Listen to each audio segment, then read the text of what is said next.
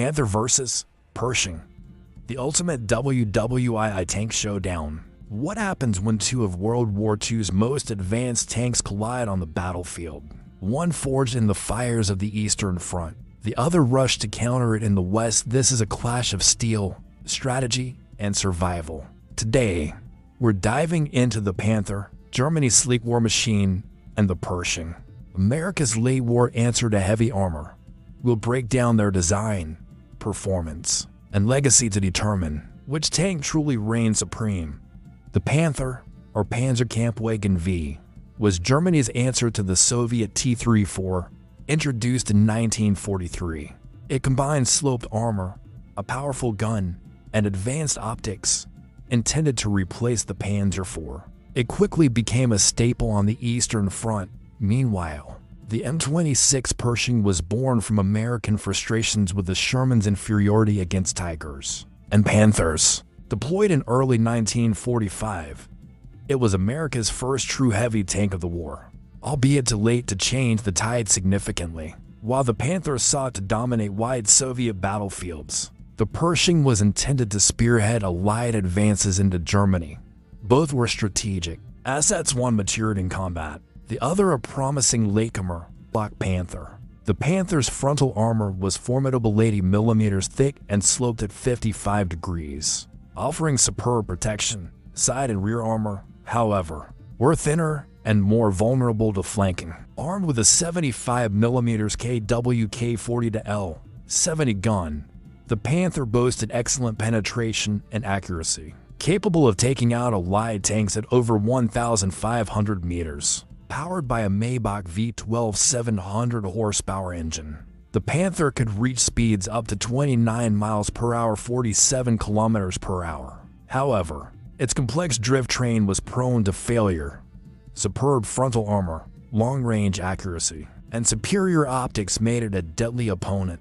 Sloped armor design influenced post-war tank development. Pershing. The M26 featured 100 mm of frontal armor and a rounded cast turret, making it robust in head-on engagements. Its protection was on par with late-war German tanks. Equipped with a 90 mm M3 gun, the Pershing could penetrate Panther armor under 1,000 meters. It also carried a 30 cal coaxial and 50 cal machine gun for infantry defense, using a 4G AFV8 with 500 horsepower. The Pershing had a top speed of 30 miles per hour, 48 kilometers per hour.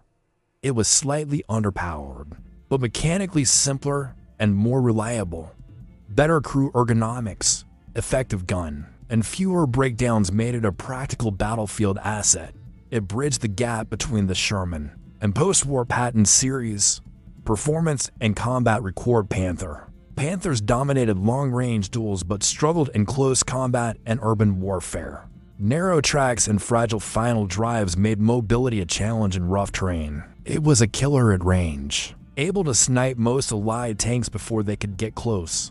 Its optics gave it a tactical edge in open engagements, mechanical unreliability, and logistical complexity. Even minor damage could immobilize it.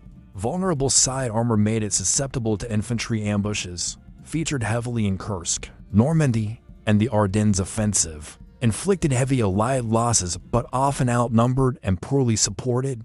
Pershing. The Pershing arrived just in time for late war Germany. In Cologne, a famous duel saw a Pershing destroy a Panther, and a dramatic street fight caught on film.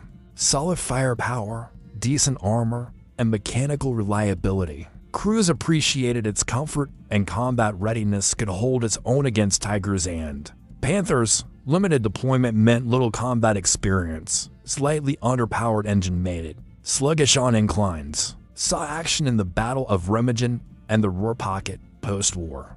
Used in Korea with mixed results due to mobility issues. Head-to-head comparison, both tanks had impressive frontal armor, but the Panther's slope design gave it an edge in deflection.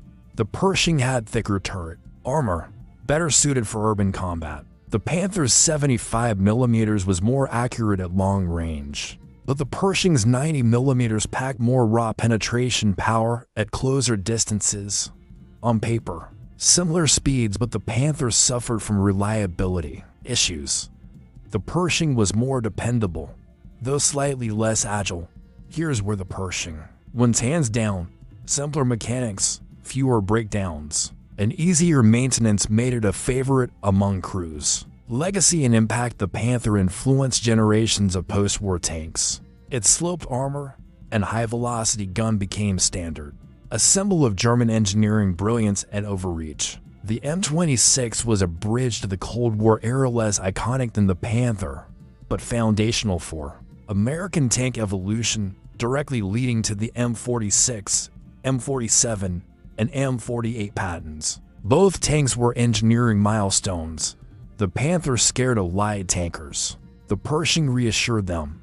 One defined a battlefield era. The other set the stage for what came next. Conclusion: to tanks, to doctrines. One showdown. The Panther was a deadly precision weapon. The Pershing was a reliable warrior born just in time. If you needed a tank to dominate at long range and look good doing it, choose the Panther. But for survivability, ease of use, and long-term influence, the Pershing takes the crown. If you enjoyed this breakdown, hit like, share it with a fellow history buff, and subscribe for more legendary tank duels. Next up, T-30 for versus Tiger. I don't miss it.